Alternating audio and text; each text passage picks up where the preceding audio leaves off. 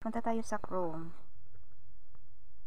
Sa Chrome din sa live. Dahil nandito na ako sa live is, pindutin ko na lang yung copyright.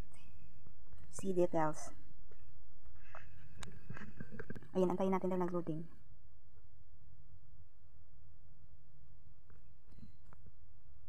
Ay, sobrang loading.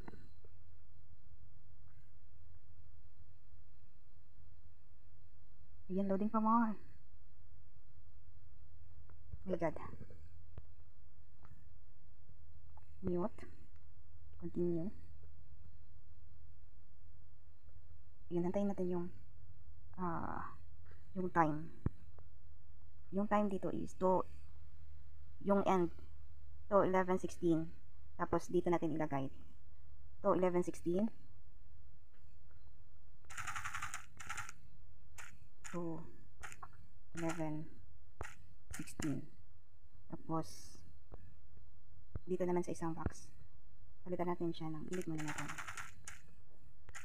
0 0 0 wait 0 0 0 0. Ayun yung time. Tapos wait na, ano ba yun, continue mute. Ayun, nag-process pa yan siya. Okay, pwede na natin i-cancel, balikan natin mamaya pag tingnan natin pag na-delete ang lahat.